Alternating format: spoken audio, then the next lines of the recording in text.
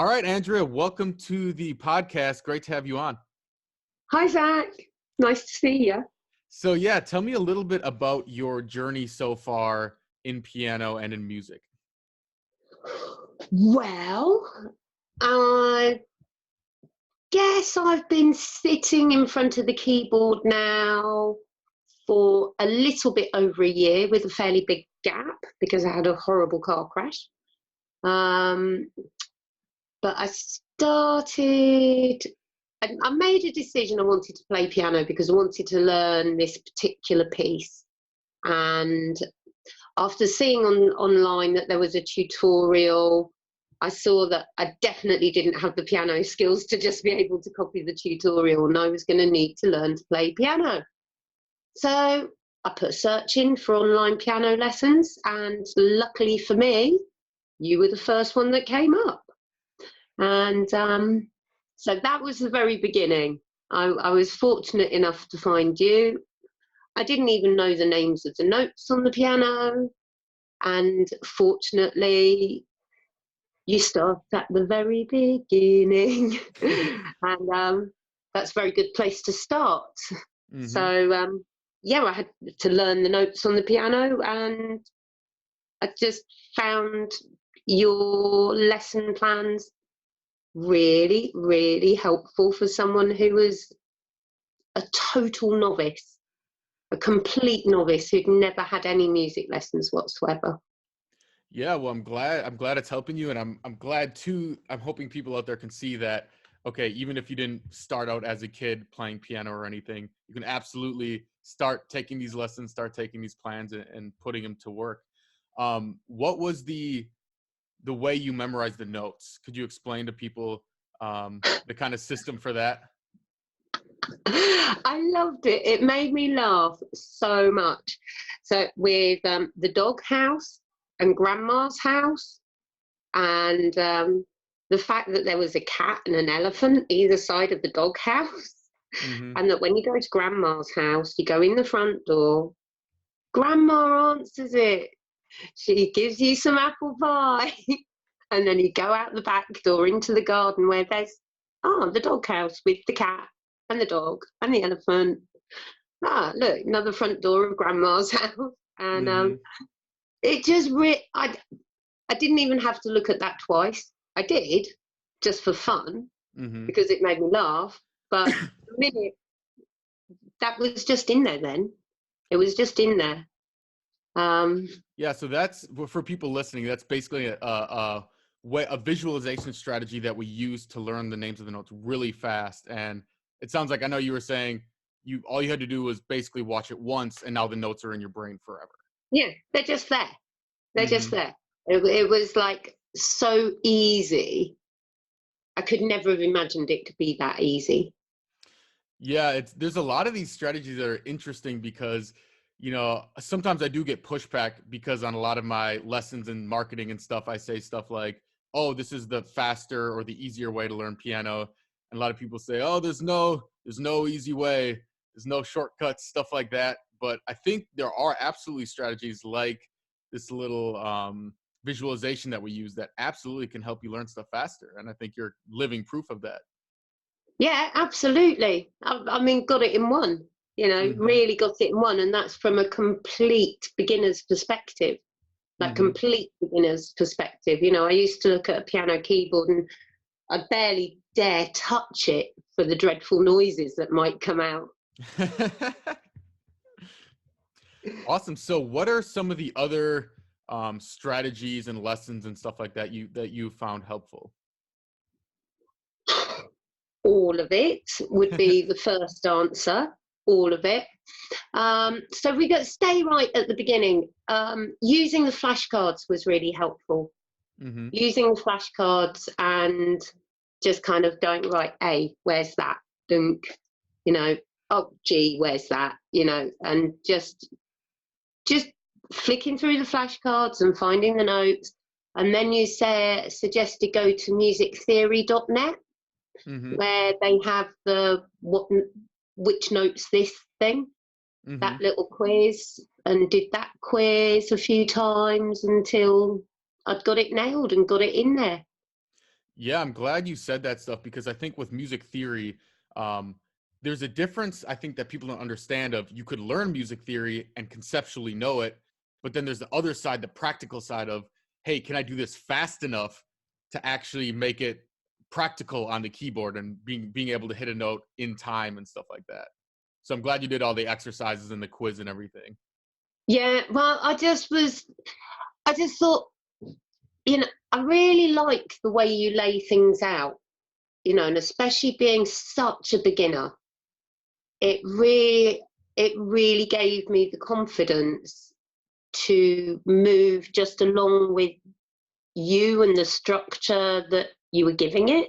Hmm. It was like, oh, lesson one, yeah, let's go to lesson two then. And then I like the next lesson at the bottom of the page where it just says next lesson. It just makes sense. It just Hmm. makes sense. It's really nicely laid out and it just makes sense to me. Hmm. Awesome. Well, what about I know you mentioned the hands together exercises. What was kind of your experience learning those and your routine? Oh, well, I was doing really well with those before the accident, because I had the car crash in October, and was literally away from the piano till for 4 months because I couldn't sit up. Okay. Um, but I was doing quite a bit of it, and I'd almost completed level two of it.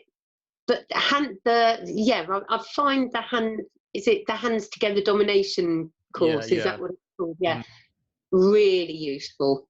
Really useful. I like the fact that it starts off very simple, and then just gradually gets more difficult. And I like the fact that we start off doing 50 BPM, then no, does it go 50, 90? It's different for each level, but yeah, Yeah, there's three yeah, basic tempos. just Yeah. I really like the metronome ramp up exercises, so you can do it nice and slow, and then actually can you speed it up? And I find that really beneficial with the learning is just going, right, okay, so you've done it at that speed. Can you now do it at that speed? Yeah, I think I'm glad you said that because I think a lot of people see the metronome and they instantly think, "Oh, this is the boring way," or this is I don't have to use this or something like that." But I mean, I've had a couple interviews so far, and you're like everybody keeps saying, "Yeah, I use the metronome all the time. It's one of my favorite things to use. Like, it's really helped me speed stuff up." So I'm glad you're using it. Oh yeah, it's brilliant. It's brilliant. And also I've always been wondering about my timing with dancing or whatever, if I'm singing or clapping along to something. Hmm. So while I've been doing my scales recently and I've been trying to speed my scales up, what I've been trying to do the practice with my eyes shut, Mm-hmm. learning them with my eyes shut, which I've decided is actually easier if you start once you've learnt where the notes are and you're just learning over one octave, to Mm-hmm. just do that with your eyes shut with one before you do, because I started off kind of getting them over 4 octaves with my eyes open and then thinking, oh, I'll get that over 4 octaves with my eyes shut. That's really difficult. Mm-hmm. So I've been trying now for the beginning. But what the point that I'm trying to make is that with my eyes closed, if I actually focus just on the sound of the metronome and I make my focus about being on time, my fingers just seem to just get on with doing their own doing what they need to do, rather than if I'm thinking about my fingers and can I be on time and that kind of thing, then might sort of trip over my fingers. But if I Mm-hmm. just stay with the click and make that be my focus of attention, then my fingers seem to just behave themselves and do what they're supposed to do. Yeah, it's amazing how sometimes just shifting your focus a little bit can help, even with the eyes closed thing. So there's a thing basically called keyboard typography, which is your ability to feel your way around the keys without looking at the keys, and it's something that a lot of people never develop because they're constantly staring at their hands. And there's nothing wrong with looking at your hands when you play, but if for example, learning scales, if you're doing what you're doing, which is you're also drilling in keyboard typography by closing your eyes, now you have kind of two different senses that are working on your scales. You have your touch that's working on your scales, and you also have your eyesight where you can see the scales. And of course, eventually you'll develop your ear even more, and you'll be able to use that as well for scales. So I'm glad you're doing that. Yeah. I've been enjoying learning my scales though, because I started off quite meticulously with, this is before the accident, with you. And obviously C's quite easy, D's not too difficult. And I was over visiting a friend of mine, and what's quite funny is I'm more inclined to visit my friends who've got pianos. No, you're like, you're my friend, but this other friend has a piano, so No, I have to own up to that. Anyway, one of my best girlfriends, her husband's a really good pianist, and they've got a really beautifully tuned, lovely Yamaha at their house. Mm-hmm. So I love to go over there anyway, but the fact the piano's there is also quite a thing. And so I was practicing the scales that I'd learned, and Andy said, I think you could learn E now. I was like, yeah, okay. And he sort of pointed out the first few notes. And then he said to me, can you work out what's next? And I just looked at him like, you what? What do you mean, can I work out what's next? I was like, Andy, you're the pianist. Tell me what to do. Tell me, for God's sake. Just tell me. So he told me. But then when I came home, I couldn't find my cheat sheet. Mm-hmm. And so I was sat here and I was moving on. I can't remember what to. But I just remembered Andy saying to me, can you work out what's next? And I thought, can I? Mm-hmm. I don't know. And so I started off playing the first few notes, and then it was really apparent that the next note I played was wrong. Mm-hmm. So I was like, oh, okay, so which is the right one? And I actually worked them out. And one time, while I was in this phase, a friend of mine came over for a cup of tea, and his wife's a really good piano player, and he was saying, so how are you getting on with your practice? And I was like, yeah, getting on. And he's like, what are you doing? I said, I'm learning my scales. I've taught myself one. I was really pleased. And then he went, oh, I've left something in the car. And literally to go to the car just involves going out the door, crossing the road, go to the car, and coming back. It's no time at all. And in the time he took to go to the car, I taught myself another scale. Nice. Like there was no time at all. And I was just like, oh my God, I'm smashing through this. But then I got really worried after the accident because I'd taken some time off. And I just wanted to look at your scales teaching from the book and everything. And I was like, correct fingering. So you weren't doing the right fingering? Well, no, I was like, I didn't know whether I was. Oh, okay. I didn't know whether I was. And I was like, oh no, what if I've taught myself my scales with the wrong fingering? Mm-hmm. I'm going to have to learn them all again. But fortunately, I'd done them all with the right fingering naturally. So nice. Well, the thing about scale fingerings is they are to some extent intuitive, meaning like people figure it out like after hundreds of years of playing piano that these are the easiest way to do the fingerings. And when you play scale after scale, there does get a point where your fingers are like, I'm pretty sure this is the fingering because this just seems like it's the easiest, and typically it will be the easiest. I'm also glad that you can figure out scales and you can hear which one is wrong, which note is wrong, which means your ear is developing. Absolutely. I mean, that's like definitely one of the big indicators when you can play and like not have to look at a sheet to know something is wrong, but you can hear it's wrong and be like, that's definitely not right. Let me correct this. Yeah. Awesome. Exciting. It's exciting. I do like it. For me, it's quite an adventure learning it. Yeah, I'm excited for you. You seem very, very passionate about it. So that's great. I love it. And then I was really fortunate that just after, when I very first started, I got a new lodger, and he happened to be a concert pianist. Okay. which was just brilliant because he'd just give me encouragement here and there and just say, oh, you're really coming along. You're going to be good at this. You're actually going to be good at this, you know. And so to just have that support in the background of someone who could really play, Mm-hmm. um, giving me encouragement and saying, I can really hear how you've improved, was a really nice thing to have going on as well. I bet. That's awesome. That's really awesome. Yeah. How about, have you tried, I think you mentioned the finger gauntlet as one of the exercises you tried. What Yeah, has your that's experience been just with that so far? what I've really liked about that is that it's really easy to learn, really easy to learn. You can use it with the rhythm strategy as well.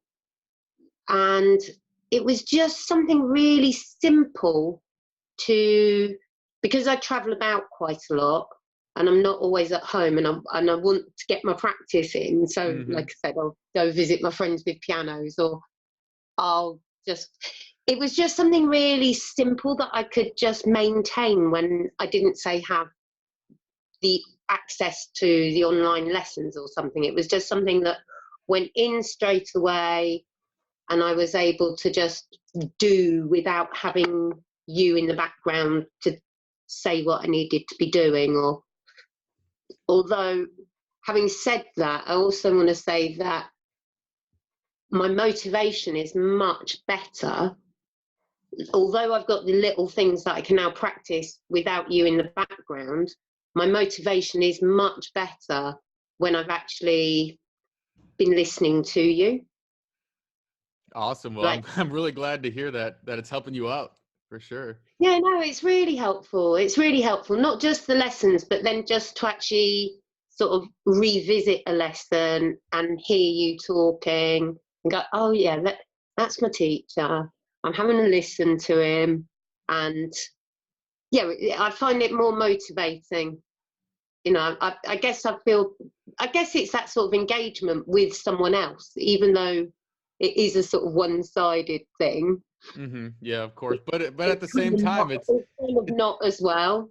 yeah. It, I do feel that you are present with me when I'm doing it. Yeah, it is amazing nowadays with technology how much we can, record a video, but yet when I'm talking, actually it's not a lot of people know this, but when I am recording videos, I literally like I'm visualizing myself teaching an actual student. I'm not just talking to the camera. I'm visualizing, okay, there's someone here with me right now and I have to teach them this. So that's probably why it comes across kind of like that. So I'm glad that's Well, it helping you. feels, just to let you know, that's how it feels from this side. Mm-hmm. It does feel like you are actually there teaching me, Okay, and well that works. that's good to know. I'm definitely glad it's helping you out. Yeah, I know in your email, so you mentioned like you just get practicing whenever you can. I think you said something about sometimes you'll just be at a train station with one of the public pianos and you just start practicing Yeah, on that. yeah. So the first time it happened was in Cannes. I was at Cannes Film Festival last year, and I'd not played for like 5 days, and I was like, oh. And there was a piano, a really nice piano in the train station, and I was like, do the people here need to endure my practicing of my scales and my practicing of the gauntlet and me just quite blatantly doing technique practice? And I thought, I don't care. It's not going to be that much of their life. And actually, my need right now is to do my practice because I haven't. And the continuity of practice for me is just really important.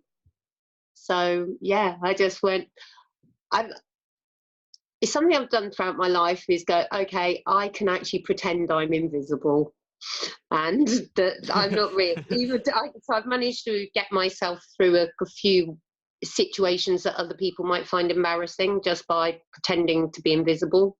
Hmm. So I pretended I was invisible and just pretended that the piano was actually in my room at home and that all the other people just disappeared. So, I yeah. love that attitude. You have no idea how much I love that story because Just because like there's so many people out there that would say, oh, well, like I couldn't practice today because blah, blah, blah, XYZ excuse, you know? And I wish I could just like, actually, maybe I will for students, just like clip out this part of the video and just show them, okay, here's somebody that was like not at home at a train station where a lot of people would be like, oh, I'm too embarrassed, blah, blah, blah. And you're like, well, I got to get my practice in. So let's go. Let's hit it. You know, I love that attitude so much. I've even sat through sort of like meetings and lectures when I first started, and I was just kind of put my fingers on the edge of the table and just kind of played out my practice in my head on the edge of the table, just to kind of like move my fingers. And you just do awesome. You do what you need to do when you need to do it, don't you? Or at least I do. Well, there's even something called mental practice that a lot of the top players do, and they say that even just visualizing the notes, or like you said, playing on a table, but you're thinking about what the notes would be, actually does help you learn. And when you're in a situation where you're not at a piano, stuff like that can absolutely help. When it's like, okay, what would I be doing anyway in this situation? Nothing. All right, well, might as well, you know, start working on piano while I'm here. Yeah, I'm almost thinking, so I work a lot at festivals, and it's Glastonbury Festival is coming up quite soon in the UK, and I'm supposed to be there a week beforehand and be there for like 2 weeks. And the thing that's getting me right now is, how am I going to do my practice? I was trying to, I know there's pianos on the festival site, and go, oh, I wonder if they'll let me practice. I wonder if they'll let me practice. And thinking, I'm actually considering not going to Glastonbury Festival because I want to play piano. It's amazing how once you get a little bit of momentum and you start seeing that progress, it becomes almost like addicting. Like practicing becomes like what you want to do more than like anything else. Which a lot of people starting out, they're like, oh, practice is the boring part, you know, but it's actually, you get momentum, you get excited, you know. I try. So my ex-partner's a really good musician, and he instigated the idea of that you don't practice, you just play. You're not practicing, you're playing. So you're playing with the piano. You might, you know, even if you're not playing a piece of music, you're still playing. You know, playing rather than practicing. So that's kind of the language that I try and use around it. Yeah, that's a great way of looking at it, for sure. Even if you're doing scales, okay, you're playing the scales piece, you know, and still try to make it beautiful, still try to make it musical. I'm going to show you my scales goal setting chart. Oh yeah, nice. I love it. I love it. Wow. Right. It's got a tick when I learn where the notes are, and it's got a tick for getting the first octave, and it's at 50, you get tick, 60 BPM, 78 up to 120. That's amazing. No. So let me ask you, how important is this sheet been to your motivation and helping you kind of stay on track? It's really good for helping me stay on track because I can see where I am. And it's also good for keeping it ordered. So I was looking at, like, coming on from your lessons, you know, saying, so write down your lesson plan. What do you want to get out of this practice, you know? So I'll say, okay, so for this, I'm going to learn a new scale. So I want to know where all the notes are so that I've got them all right. And I want to learn them right hand, say I'll just do right hand today and maybe get it up to 80 BPM today, you know. And so that's what I'll do then. And then maybe the next day I'll go, okay, we're going to do that with the left hand, get it up to 80 BPM today, over 1 octave, whatever, tick, tick, tick. And then the next day I might go, right, okay, you've got that nailed, but each hand, let's do today, we're going to do it hands together. And it just gives a good structure. gives a good Mm-hmm. structure to the practice. I know what I'm intending to do, and I get to tick a box when I've done it, and it's Yeah. that, Mm-hmm. yeah. And I can choose, okay, I'm not leaving the piano till I've got to that point, Mm-hmm. And sometimes I will, stuff happens, I'm a mum, so I might have to go do things, but generally, do you know what? My daughter cooked me dinner last night so I could do my piano practice. Nice. So you got people supporting you. That's awesome. Yeah, she Yeah. said, I'll tell you what, Mum, I'll make dinner, you play piano. You're like, yes. That's amazing. Yeah, I'm really glad you showed that sheet, because you would not believe it how many people take the lessons, and I'm like, yeah, this is really important. You got to like make the sheet and create your goals, and then people think, oh well, I don't actually have to do that. I'll just do the piano stuff. And I'm like, no, no, no, Well, that's like the important part. Like, it's so important. well, I have done some of that. Oh, that's okay. So you suggest writing down what you want to achieve out of your practice Mm-hmm. and then reviewing it at the end. Mm-hmm. I've, I've, I find that if I'm consistent if I don't do that, my practice, I'll play and I'll do my practice and I'll feel pleased with what I've done and that I'm, making progress. But the benefit of actually going, right, in this practice session, I want to A, B, and C. And then at the end of the practice session, be able to say, so did I do that did I get where I wanted to go? Or what have I learned? Or what was sloppy? Or what was really focused? And then that's kind of guiding what I'm going to do next practice session. And so I would say there's a massive benefit to doing that, because you can actually really see your progress and you can really see what you need to work on. And yeah, it does really help. It really helps. Do what Zach says. Yeah, I like to say that because some people think motivation and inspiration is just something that comes from the sky, and some of it does. Oh, Sometimes some it's of it just like, does. oh, I'm just motivated today, or maybe I saw this YouTube video, I'm motivated. But a lot of motivation comes from what you do, and from creating these goal sheets and these things that you're checking things off every day. It's like you're creating motivation for yourself instead of just Oh, yeah, waiting it to come down from the sky. yeah, the goal sheets are just brilliant. The goal sheets are just brilliant. And I've been doing this hypnosis program recently as well in the recovery, because I had a brain injury after the car accident.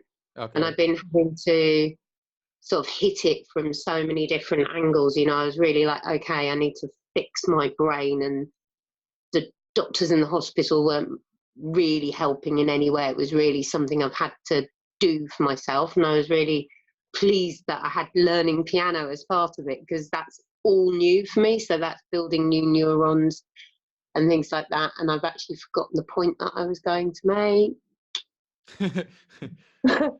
Well, I think it's Totally there's forgotten. there's been a lot of studies that have shown that both for people that have any kind of brain injury or learning disability or anything like that, that learning music has helped them recover from it, or help somebody. And in addition to that, even with when people age, like people that have just retired, for example, and are 65, people that continue to learn an instrument like piano, it shows that it keeps them sharp. It keeps their brain working, because it's like a muscle. The more you work it, Yeah. the better it's gonna fire. So it makes sense. Yeah, I remembered the point I was making. Okay. So part of my brain repair has been I've been engaging in this hypnosis program, Okay. and they've talked quite a lot about setting goals and how people who are successful at whatever they do tend to set themselves really clear goals, Mm-hmm. because they've then got a definite thing that they're working towards, Mm-hmm. rather than a vague goal. I want to be great at piano. Obviously I want to be great at piano, but there's a lot of steps along the way. So if you set that goal of where you want to be, then you've got a definite thing that you're working towards. And yeah, this goes through everything, not just piano. but everything in our lives, if we actually say, no, that's where I want to be, we've got a definite image of where we're going, and we can work out the steps to get there, just means there's much more likelihood of you getting there. 100%. Double thumbs up to goal setting and Zach's cheat sheet and goal set. And if it doesn't have one you want, draw your own.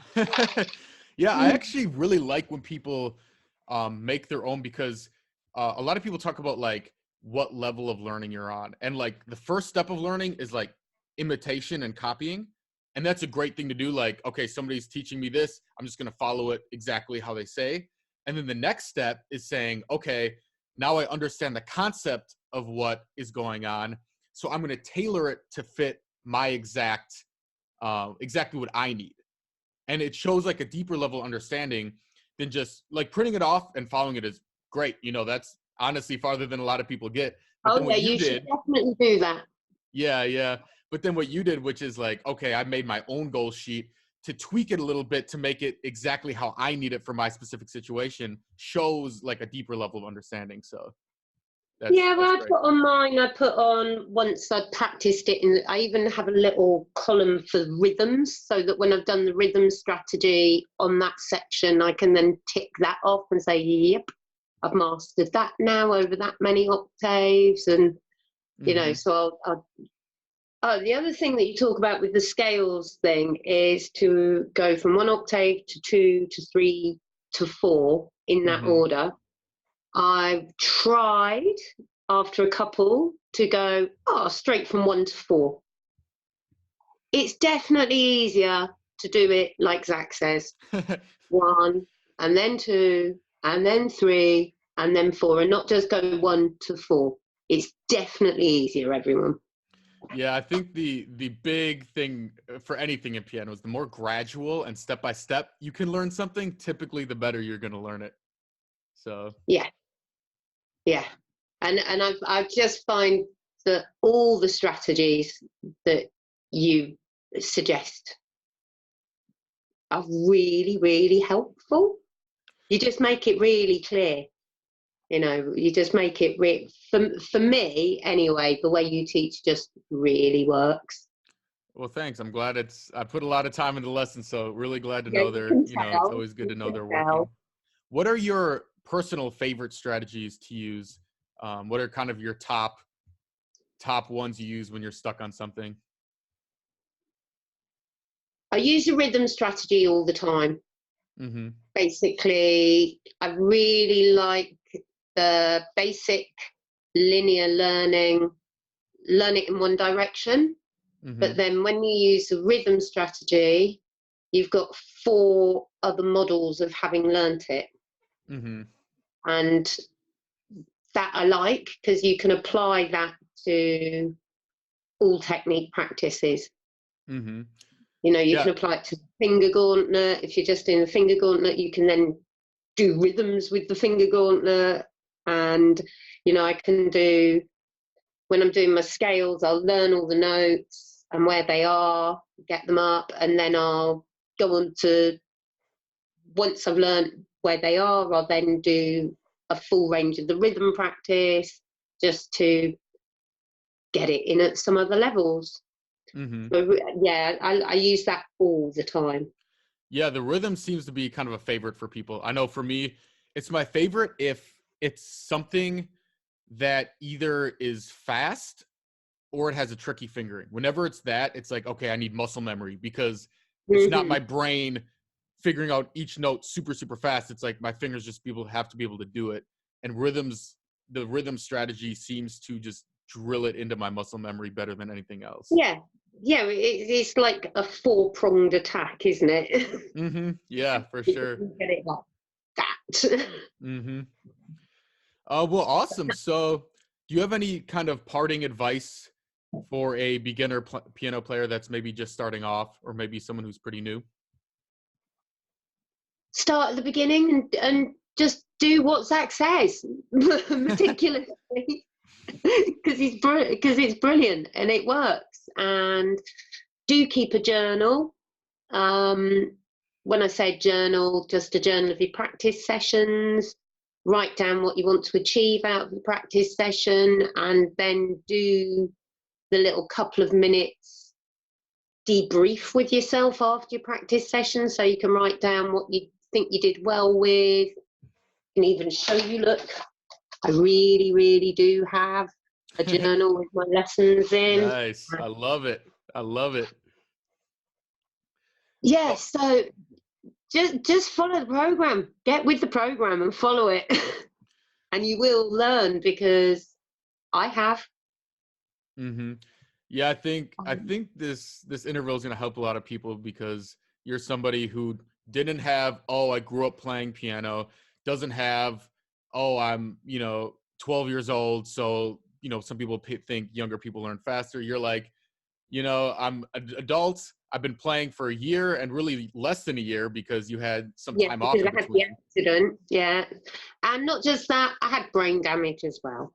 Yeah, and So you're still killing it. So that's awesome. that's the one. And it's just I want to say the other thing I found really useful. You said in one of the lessons, you said about where you take your time to practice, and hmm you said something about, even if you're waiting for your mum to give you a lift to school or something like that, just go hmm lift the lid of the keyboard and play for 2 minutes. hmm And so I was just coming in and just doing sort of like, oh, there's my keyboard. Let's just have a quick little like Yep. that. Just even if it's just 2 minutes, just go and do that. Just so do that, because that's really helpful, and it just keeps your mind on the practice. And what I love about those short practice sessions too, I call it microburst practicing. Is my Yeah, I always try to micro. think of like cool names for stuff, even though it's probably unnecessary. But the cool thing is, it allows you to, like, okay, I only have 2 minutes maybe, so now I can be super focused, because it's only for 2 minutes, and I don't have to practice for like an hour. So it's really easy to stay super focused on one little thing. Awesome. Well, this has been great. I really appreciate your energy. I love your attitude, and I think a lot of people are going to get a lot out of this interview. So thanks a lot. Great. All right, Thank take you. care. That would be the big thank you. All right, take care. Okay.